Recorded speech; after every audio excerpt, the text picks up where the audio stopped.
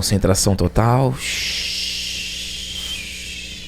Okina Shunkan Otako no Keto des. E aí, galera que tá acompanhando com a gente a nossa terça-feira no Yaiba desde o começo. Nós, infelizmente, chegamos ao final da nossa resenha de Demon Slayer. Com muita dor no coração, a gente vai se despedir dessa obra linda, belíssima. Claro, ela não terminou, ela só tá na segunda temporada, tem muita coisa pra acontecer. Mas estamos terminando aqui hoje, é o nosso último vídeo de Demon Slayer Kimetsu no Yaiba.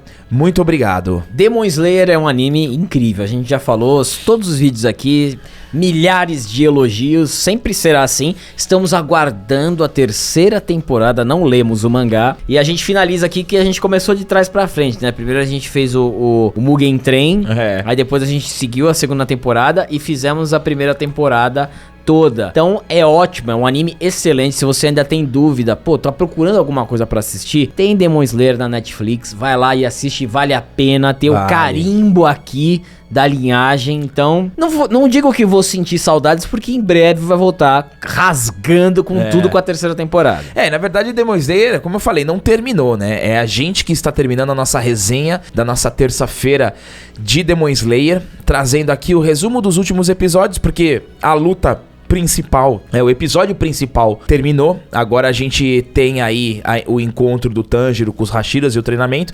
Então a gente vai fazer um resumo, claro, respeitando demais tudo que Demon Slayer é. E eu peço a você que encarecidamente se inscreva no canal, curte, comenta, compartilha. Se você está interessado em divulgar seus produtos, seus serviços, eventos, cursos, aqui no nosso canal, linhagemgeekoficial@gmail.com. E só mais um detalhe, vejam só, Sanji do One Piece e Itachi de Naruto, estes dois figures, eles estão à venda aqui no nosso canal. Se você tiver interessado em um desses dois figures, manda um WhatsApp para este número que está aparecendo na sua tela, procure pelo Pierre. Ele é um brother nosso, ele vai atender vocês e quem sabe vocês levam um desses figures pra casa, beleza? O episódio anterior foi aquela luta maravilhosa, né, de Tanjiro versus Rui, só que, na verdade, o Tanjiro, ele não matou o Rui, Rui não morreu. Inacreditavelmente, o Rui, antes de tomar o golpe final, a degolada final, ele arrancou a própria cabeça com as teias. O Tanjiro caiu já, sem força nenhuma, se arrastando, e aí o Rui, ele parte pra cima do Tanjiro no veneno, usando o Kikijutsu, vários tipos de golpe, várias teias. Só que aí surge ele, o Hashira, Tomioka Gil. Surge o Tomioka lindamente, né? O Tomioka é muito estiloso, né? Ele chega e fala, pô, agradece o Tanjiro, né? Pô, parabéns que você aguentou até aqui. Agora pode ficar tranquilo, deixa com o pai. É o famoso deixa com o pai. O famoso deixa com o pai. Ele vai lá, aí o Rui fala assim, esses caras ficam aparecendo, já tô de saco cheio, vou matar todo mundo. Aí é o seguinte, né? Aí, esse final do Demon Slayer é muito inteligente, porque tanto o Tomioka quanto a Shinobu, eles mostram a superioridade do Hashira. Sim. Que a gente não tinha visto ainda. E aí ele tranquilamente, com uma calma. Nossa. Uma calma gigantesca. A calma do Neymar batendo pênalti. A calma do Neymar batendo pênalti, ele vai lá e... 11ª forma. Não, e assim, galera, a animação é uma coisa inacreditável, porque o Rui, ele usa um golpe de várias teias, e o Tomioka, quando invoca essa 11ª forma, vê um mar revolto em volta dele, e aí depois que ele lança a 11ª forma, ele fala Nagi. Quando ele fala Nagi, este mar, ele se transforma num espelho d'água, calmo, que é a personalidade do Tomioka. Sim. Né?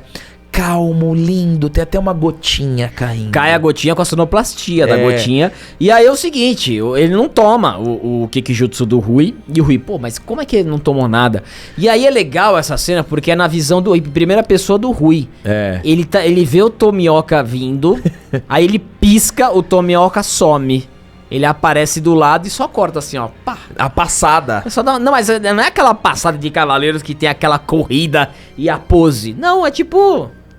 cortando pão. Você cortando pão na tua casa é igual. Você faz aqui, ó. Cortou. Tomioka vai. e corta a cabeça do Rui. Não, inacreditável isso, assim, sem a menor dificuldade ele corta o pescoço do Rui, sabe, simples, mata simples, a famosa morte sem dor. Sim. Né? Sem dor. A gente tem também a Shinobu contra a irmã do Rui.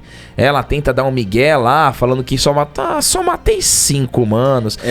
E a Shinobu, o detalhe interessante da personalidade dela, né, é que ela mesma falou, ela é calma, igual o Tomioka. Sim.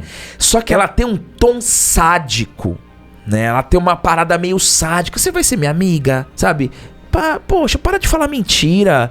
Tipo, sabe? Meio calma, meio sádica. E ela não tem a capacidade de cortar cabeças, né? Então ela dá o golpe da borboleta, respiração do inseto. Ela passa pela irmã do Rui, só que em vez de cortar a cabeça, ela joga um veneno dentro dela, que é um veneno letal contra Onis. E ela, a irmã do Rui fica toda envenenada, toda torta lá.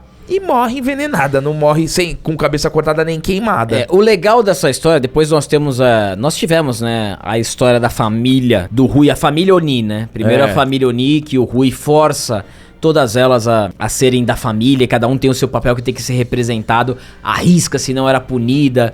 Tem a Oni que ele vai lá e queima, ele deixa ela amarrada quando o sol nascer, ela morrer queimada, ela tentou fugir. Então, e a própria história do Rui também, que era um menino muito doente, era um menino deprimido, que não conseguia fazer nada, que não conseguia brincar.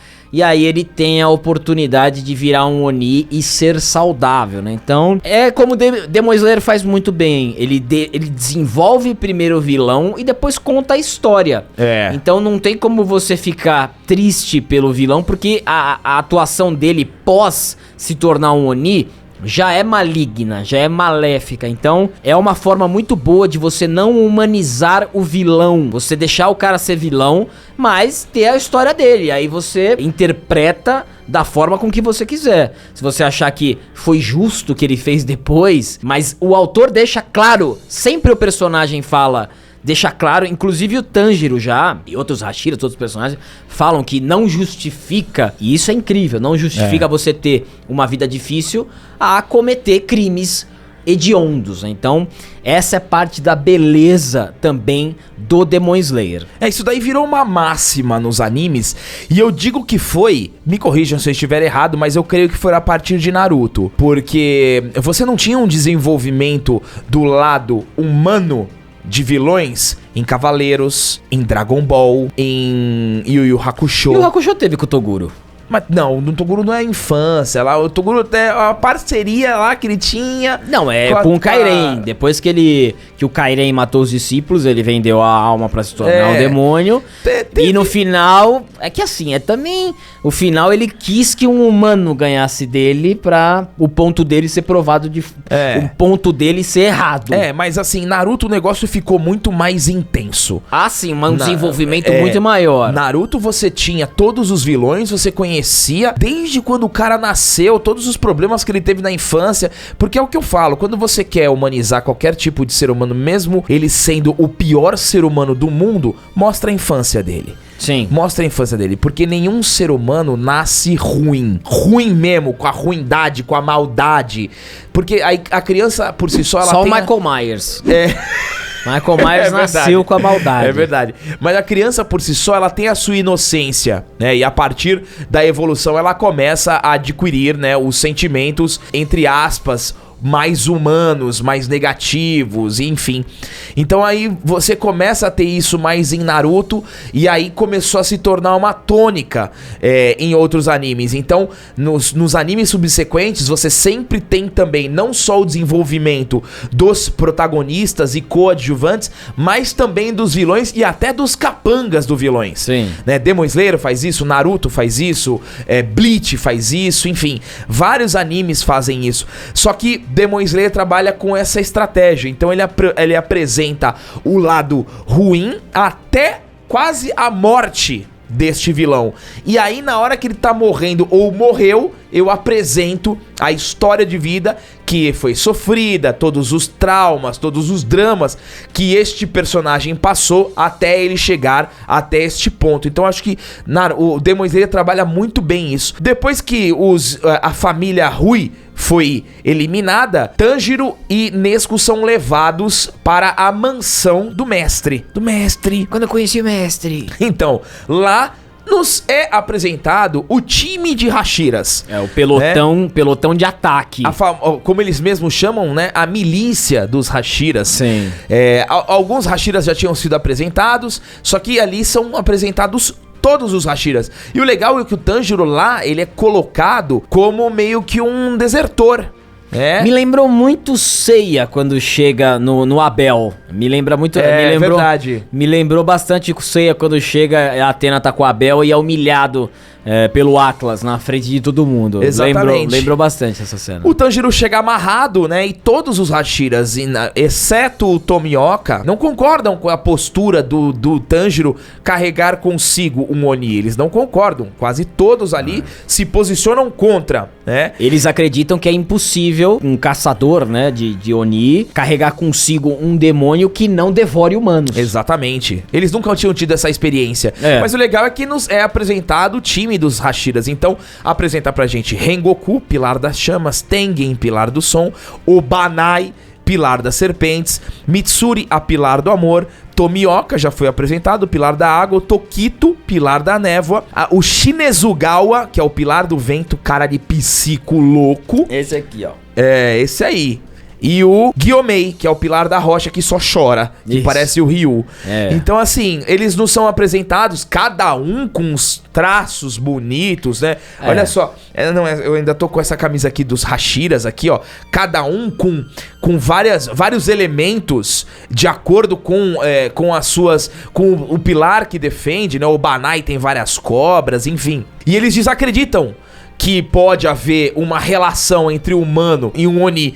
E aí o Shinazugawa, ele pega a caixa aonde a Nezuko tá, e ele enfia e começa a torturar a Nezuko na frente do Tanjiro. O Tanjiro tá amarrado, ele consegue levantar e parte pra cima do Shinazugawa. Amarrado, ele consegue acertar a famosa cabeçada, ele dá-lhe uma cabeçada no Shinazugawa que ele desacredita na cabeçada que ele dá. Sim, subestimou o Tanjiro. Subestimou. E aí vem o mestre. E ele leu uma carta muito bonita, a carta que o Urokodaki escreveu. Aí o mestre também, ele fala que o Urokodaki foi um dos Hashiras. Eu queria saber, não sei se a obra vai tocar nesse assunto, o que acontece com esses Hashiras que se aposentam, ó, Hashira aposentado. Viram mestres. Não sei.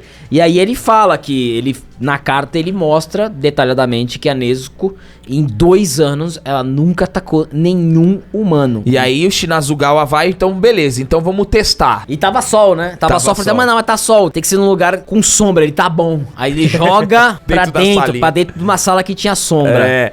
E aí ele corta o próprio braço. Primeiro ele corta o braço, ele começa a pingar o sangue dele dentro da caixa. Sim. Pra chegar na Nezuko. Aí ele joga a caixa lá pra dentro, abre e começa, Vem, pode vir. E aí, o Tanjiro, desesperado. O Tanjiro, coitado. Cara, o desespero do Tanjiro comove, meu. Comove. O Obanai ainda pega ele, pressiona ele contra o chão, sabe? Bem humilhante mesmo. Mas aí nós temos aquela cena que é clássica, mas sempre de forma bem executada, sempre é maravilhosa, que a Nezuko lembra da família. Ela lembra de tudo isso e lembra da promessa de que não ia atacar os humanos. E aí o Shinazugawa tava assim, né, sangrando, bem perto dela. Ela vira o rosto, mesmo assim com muita força, mas ela vira o rosto e acaba provando o ponto do Urokodaki e do Tanjiro na frente de todos os Hashiras. Exatamente, ela rejeita o sangue e aí os Hashiras ficam em choque e ainda o mestre Kagaya, ele fala assim, ó, o Muzan tem interesse nela.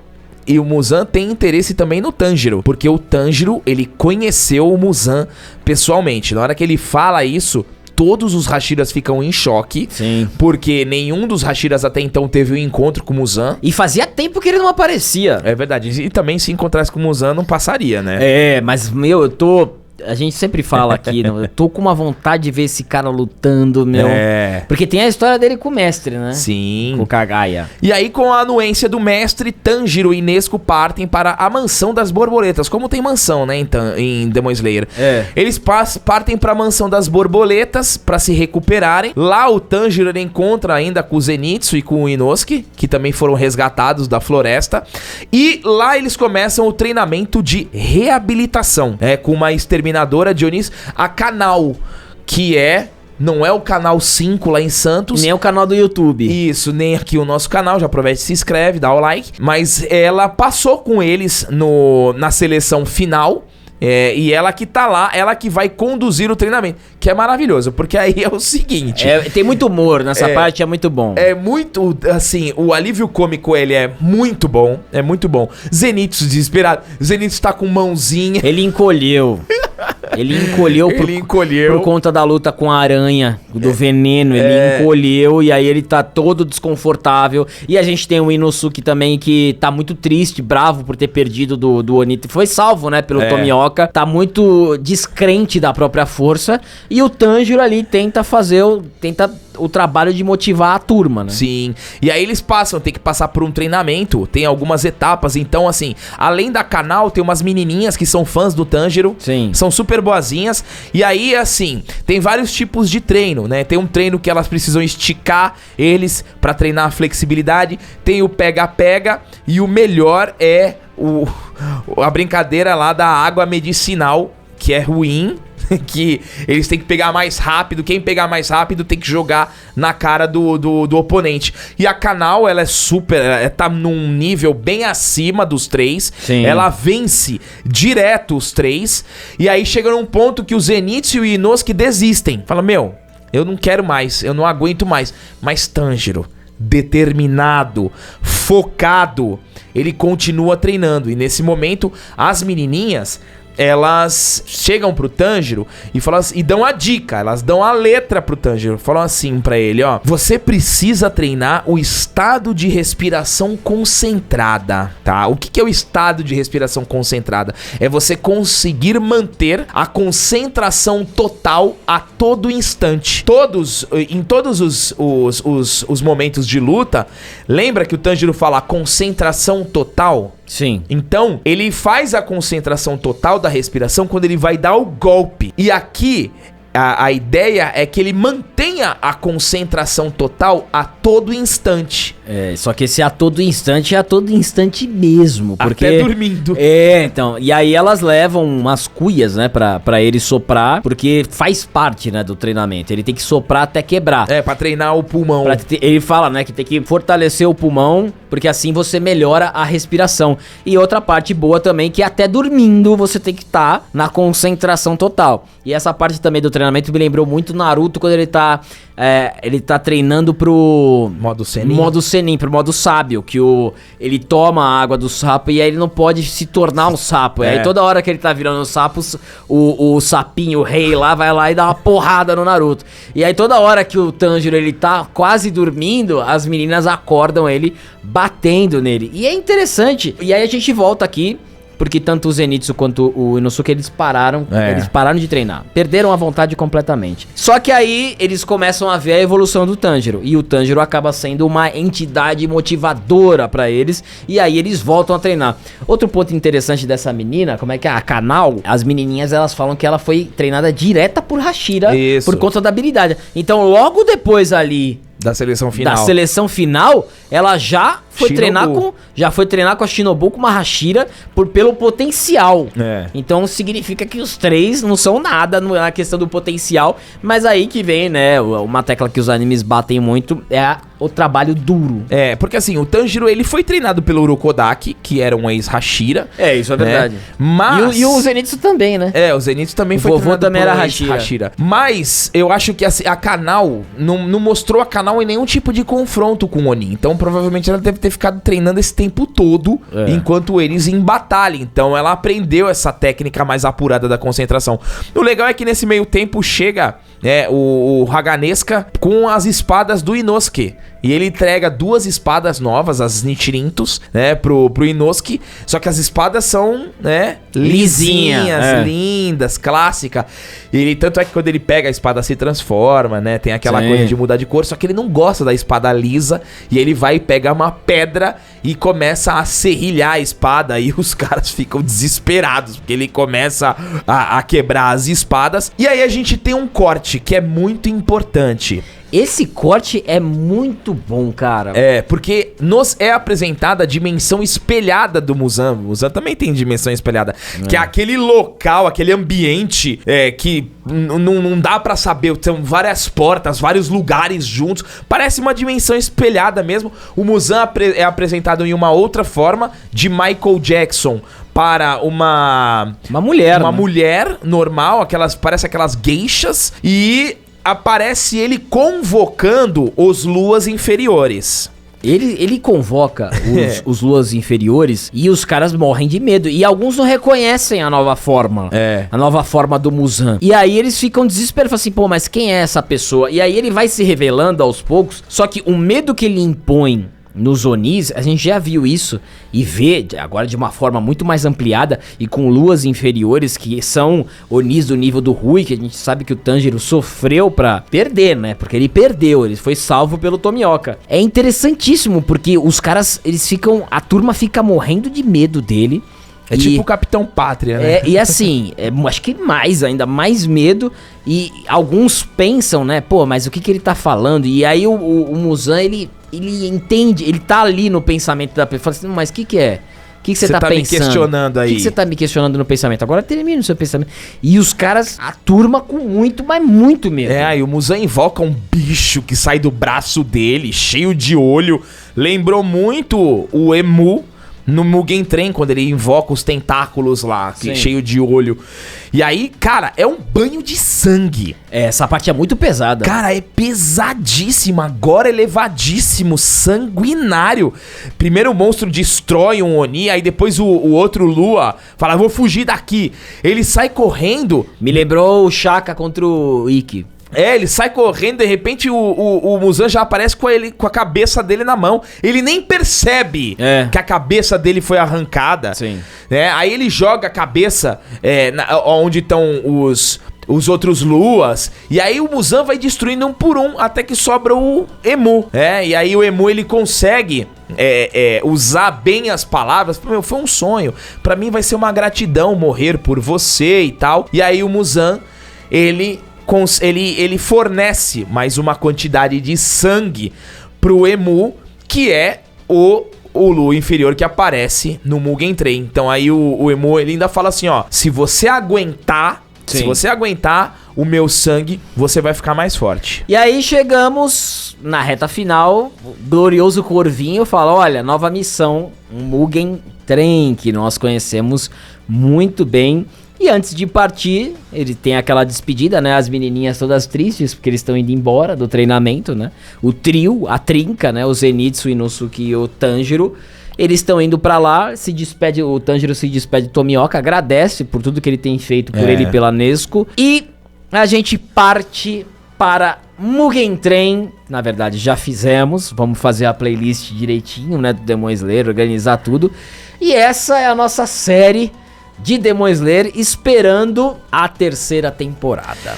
É isso aí, galera. Chegamos no último Lerê. Até então, né? Até não iniciar a 3ª temporada. Então, por enquanto, nós ficamos por aqui. E eu quero mais uma vez agradecer a todos vocês que acompanharam a nossa resenha de Demon Slayer toda terça-feira. Vai fazer muita falta, mas podem ter certeza que quanto mais notícias forem saindo de Demon Slayer, a gente vai trazer aqui pro canal. Nós fizemos uma promessa a vocês, porque muitos, né, gostaram da nossa resenha da 2ª temporada, onde a gente não sabia o que ia acontecer, então, consequentemente, a gente fica muito mais impactado se não tivesse lido o mangá. Então, nós não leremos o mangá, nós esperaremos a terceira temporada pra fazer como se nada houver acontecido e se emocionar e tentar e passar um pouquinho dessa emoção pra vocês. Muito obrigado por chegarem até aqui, muito obrigado Demon Slayer, parabéns por todo esse trabalho, por todo esse sucesso. Galera, se inscreve no canal, dá o triplo C e até a terceira temporada de Kimetsu no Yaiba.